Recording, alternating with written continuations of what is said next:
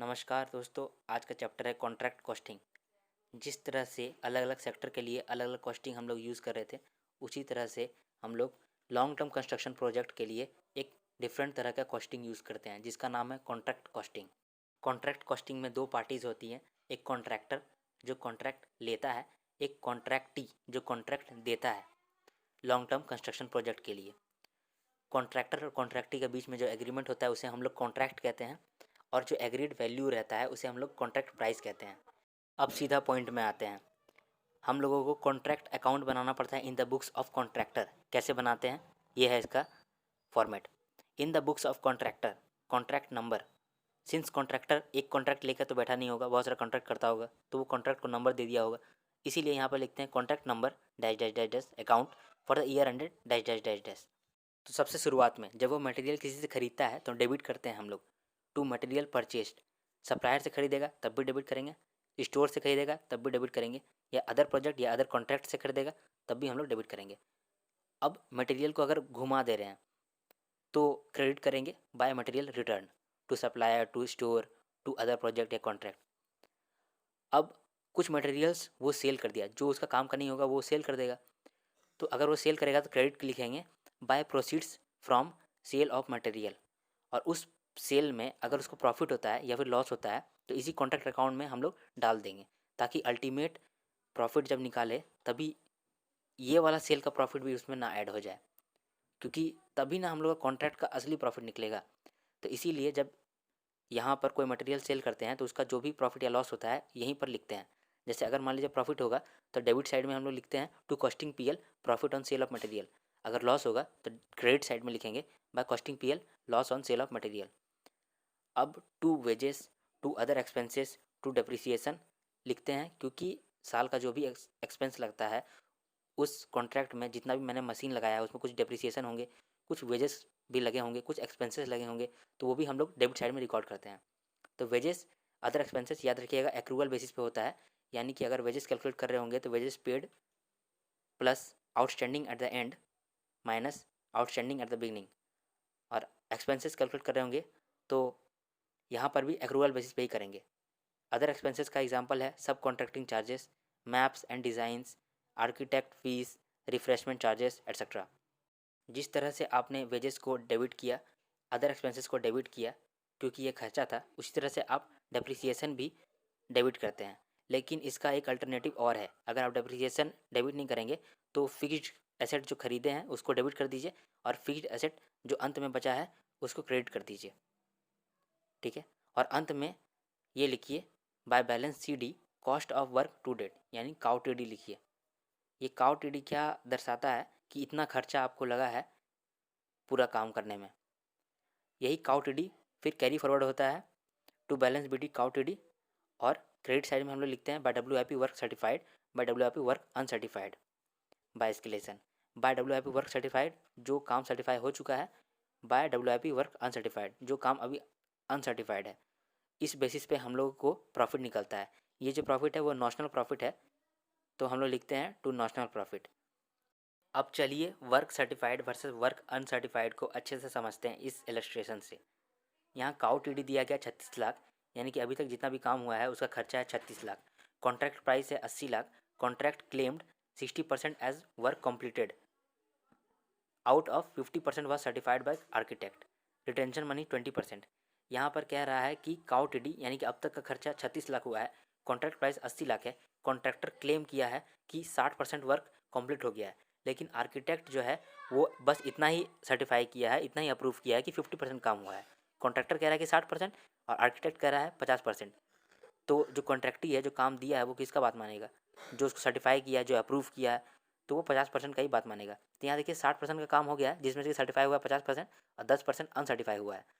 तो 50% जो सर्टिफाई हुआ है उसके लिए उसको कितना पैसा मिलेगा, कॉन्ट्रैक्ट प्राइस का 50%, तो 80 लाख का 50% 40 लाख उसको मिल गया।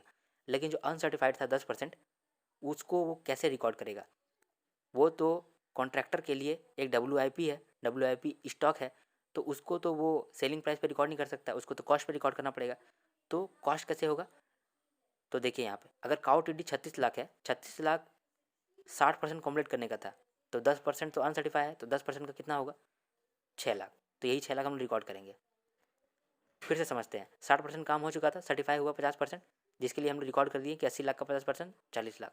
अनसर्टिफाई हुआ था 10 लाख, ये एक WIP स्टॉक की तरह है, तो इसको कॉस्ट में हम लोग वैल्यू करेंगे। तो टोटल कॉस्ट हम लोग रिकॉर्ड किए 36 लाख 60% कंप्लीट होने पे, तो 10% का कितना लगता है 6 लाख, इसको रिकॉर्ड करेंगे। एक एग्जांपल फिर से देखिए, कॉन्ट्रैक्ट प्राइस है 50 लाख, काउट डी है 25 लाख, कॉन्ट्रैक्ट क्लेम है 80% कंप्लीटेड है, लेकिन जिसमें से कि 70% सर्टिफाई किए हैं, 10% अनसर्टिफाइड रह गया। जो सर्टिफाइड है उसको तो हम लोग सेलिंग प्राइस में रिकॉर्ड कर सकते हैं, तो 50 लाख का 70% 35 लाख रिकॉर्ड कर लिए। लेकिन अनसर्टिफाइड ये तो स्टॉक WIP की तरह है, तो इसको हम लोग कॉस्ट पे रिकॉर्ड करेंगे। तो 25 लाख हम लोग का काउट डी था 80% कंप्लीट करने के लिए, तो 10% कंप्लीट के लिए कितना था 3,02,500। अब रिटेंशन मनी था 20%। रिटेंशन मनी का मतलब कुछ अमाउंट वो रिटेन करके रखता है कॉन्ट्रैक्टी, ताकि कॉन्ट्रैक्टर भागे नहीं आधा काम छोड़ के, इसीलिए यहाँ पर रिटेन करके रखा है 20%। तो बस 20% रिटेन करेगा, तो यानी कि 35 लाख में अगर 20% रिटेन करता है तो 7 लाख रिटेन किया है, और पेमेंट करेगा 80% यानी कि 28 लाख। तो ये था सिंपल कॉन्सेप्ट। अब आगे बढ़ते हैं, अब कुछ मिसलेनियस टॉपिक के बारे में डिस्कस करते हैं। पहला है एस्टिमेटेड प्रॉफिट। कभी कभी आपको बोल देगा एस्टिमेटेड प्रॉफिट निकालने के लिए, तो एस्टिमेटेड प्रॉफिट का फॉर्मूला होता है कॉन्ट्रैक्ट प्राइस माइनस काउटीडी plus further estimated cost including contingency. Formula को समझते हैं। आपको एस्टिमेटेड प्रॉफिट निकालना है, तो अगर आप जानते हैं कि अब तक मेरा इतना काउटीडी हो चुका है और फर्दर मैं इतना और होगा, तो यानी कि यही मेरा टोटल खर्चा होगा। इसी टोटल खर्चे को हम लोग कॉन्ट्रैक्ट प्राइस के साथ लेस कर देंगे, तो जितना प्रॉफिट आएगा वही एस्टिमेटेड प्रॉफिट होगा। इसे एक एग्जांपल के साथ समझते हैं। मान लीजिए कि आपका जो काम है कॉन्ट्रैक्ट है वो 2 साल में अंत होने वाला है, तो पहला साल आपका पूरा हो चुका है, तो पहला साल का आपने कॉन्ट्रैक्ट अकाउंट बनाया होगा, तो आपको मालूम होगा कि अब तक काउटीडी इतना लगा है, यानी अब तक खर्चा इतना लगा है, और अगला साल का भी आप प्रिडिक्ट कर सकते हैं, एस्टिमेट बना सकते हैं। तो आपको तो मालूम है कि इस साल मेरा इतना खर्चा लगा और अगले साल मेरा इतना खर्चा लगने वाला है, तो इतना ही मेरा टोटल खर्चा लगेगा, और इस टोटल खर्चे को हम लोग कॉन्ट्रैक्ट प्राइस से माइनस कर देंगे और हम लोग का प्रॉफिट मत पता चल जाएगा। तो इस केस में हम लोग क्या करते हैं ना, सबसे पहले काउटीडी जो निकला हुआ है वो निकला हुआ है, इट्स ओके। अगले साल का एस्टिमेशन में हम लोग फिर से कॉन्ट्रैक्ट अकाउंट बनाते हैं। ये एस्टिमेटेड प्रोफोर्मा कॉन्ट्रैक्ट अकाउंट होता है, इसे हम लोग कहते हैं प्रोफोर्मा कॉन्ट्रैक्ट अकाउंट।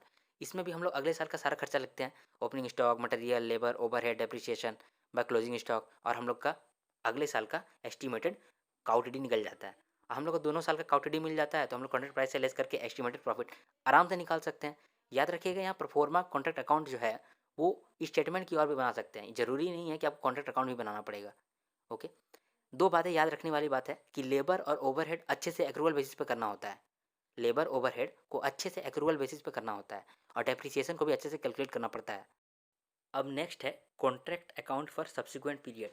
कभी कभी आपको सब्सिक्वेंट पीरियड का कॉन्ट्रैक्ट अकाउंट बनाना पड़ता है, जैसे कि 1 साल का कॉन्ट्रैक्ट अकाउंट बनाए, अगला साल फिर से आपको कॉन्ट्रैक्ट अकाउंट बनाना पड़ेगा, अगले साल फिर से आपको कॉन्ट्रैक्ट अकाउंट बनाना पड़ेगा।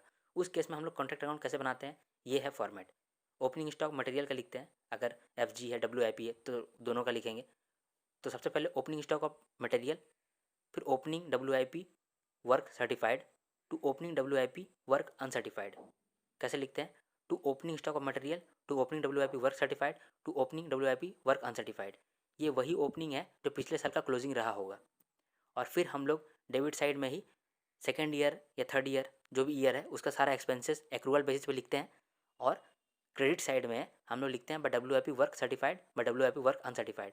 और यहाँ जो WIP वर्क सर्टिफाइड या WIP वर्क अनसर्टिफाइड लिख रहे हैं ये कम्युलेटिव बेसिस पे होता है, और ओपनिंग स्टॉक भी जो था वो भी कम्युलेटिव बेसिस पे होगा। तो दोनों जब कम्युलेटिव बेसिस पे होता है तो इस पर्टिकुलर ईयर का हम लोग का कितना खर्चा होता है वो नेट में हम लोग को मालूम चल जाता है। कभी कभी हम लोगों को ये कन्फ्यूज़न होता है कि परफॉर्मा कॉन्ट्रैक्ट अकाउंट में तो opening stock of material, opening WIP work certified, opening WIP work uncertified ऐसा तो नहीं लिखे थे, लेकिन यहाँ पर कॉन्ट्रैक्ट अकाउंट अगर अगला साल का बना रहे हैं तो यहाँ पर लिख रहे हैं। तो याद रखिएगा, जो पहले हम लोगों ने परफॉर्मा कॉन्ट्रैक्ट अकाउंट बनाया था वो एक एस्टिमेशन बेसिस पे था, वो तो हम लोग ऐसे नॉर्मल स्टेटमेंट में भी निकाल सकते हैं, तो हम लोग ऐसे ही उसको निकाल दिए थे। लेकिन यहाँ पर प्रॉपर कॉन्ट्रैक्ट अकाउंट हम लोग बना रहे हैं, इसीलिए यहाँ पर WIP work certified, WIP work uncertified आया, और अंत में भी बाय WIP वर्क अनसर्टिफाइड और सर्टिफाइड आया था कम्युलेटिव बेसिस पे। ठीक है, अब आगे बढ़ते हैं हम लोग। नेक्स्ट टॉपिक है हम लोग का कॉन्ट्रैक्टी अकाउंट। यहाँ कॉन्ट्रैक्ट अकाउंट का फॉर्मेट दिया गया है। देखिए, सबसे पहले क्रेडिट साइड में बाय बैंक लिखते हैं, यानी एडवांस पेमेंट जब देते हैं बाय बैंक लिखते हैं टू बैलेंस CD। फिर अगले साल का वही बैलेंस BD होता है, फिर बैंक करते हैं, फिर बैलेंस CD। यहाँ पर हम लोग क्रेडिट साइड में बाय बैंक क्यों किए? सिंस ये एडवांस है और हम लोगों को एडवांस मिला है, कॉन्ट्रैक्टर को कॉन्ट्रैक्टी के तरफ से एडवांस मिला है, और ये हम लोगों का एक लाइबिलिटी है क्योंकि काम तो ख़त्म नहीं हुआ, पैसा तो मिल गया है, इसलिए हम लोग इसको लाइबिलिटी साइड से स्टार्ट करते हैं, by bank to balance sheet, फिर by bank to balance sheet. हर साल जितना पेमेंट होगा बाय बैंक होते रहता है। ओके, बैलेंस शीट एक्सट्रैक्ट कभी कभी बनाने बोलता है, तो बैलेंस शीट एक्सट्रैक्ट में क्या होगा? एसेट साइड में फिक्स्ड एसेट तो आएगा WDV पे ही, और तीन चीज़ आता है, closing stock of raw material, WIP certified, WIP uncertified. अब जो यहाँ पर है पेमेंट रिसीव्ड फ्रॉम कॉन्ट्रैक्टी, जो कि इसका लाइबिलिटी है, तो लाइबिलिटी हम लोग लाइबिलिटी साइड में भी लिख सकते हैं, नहीं तो WIP सर्टिफाइड में लेस करके भी दिखा सकते हैं। और प्रीपेड एक्सपेंस तो हम लोग का एसेट है, और आउटस्टैंडिंग एक्सपेंस तो हम लोग का लाइबिलिटी है, और इसी तरह से हम लोग का कॉस्टिंग PL यहाँ पर लिख देते हैं लाइबिलिटी साइड में, और हम लोग का बैलेंस शीट एक्सट्रैक्ट पूरा हो जाता है। अब बात करते हैं इस्केलेशन के बारे में। इस्केलेशन का मतलब क्या, कि अगर रेट के वजह से कॉन्ट्रैक्टर को दिक्कत हो रहा है, तो उसको वो रिकवर कर सकता है कॉन्ट्रैक्टी से। तो इस्केलेशन क्लेम कैसे निकलता है? Actual rate minus standard rate into standard quantity. ये फॉर्मेट को देखिए। सबसे पहले आपको इस्केलेशन क्लेम के लिए तीन चीज़ें चाहिए, एक्चुअल रेट चाहिए, स्टैंडर्ड रेट चाहिए, स्टैंडर्ड क्वांटिटी चाहिए। तो क्वेश्चन में आप यही तीनों कॉलम बनाएंगे और कैलकुलेट करेंगे इस फार्मूला से, और आपको इस्केलेशन मिल जाएगा। कभी कभी हो सकता है इस्केलेशन नेगेटिव हो, कभी कभी पॉजिटिव हो, अल्टीमेटली आपको जो इस्केलेशन मिलेगा वह इस्केलेशन अप्लाइड होगा। तो यहाँ पर कॉन्ट्रैक्ट कॉस्ट का अंत होता है। धन्यवाद। Good luck for your examination. Her her Mahadev.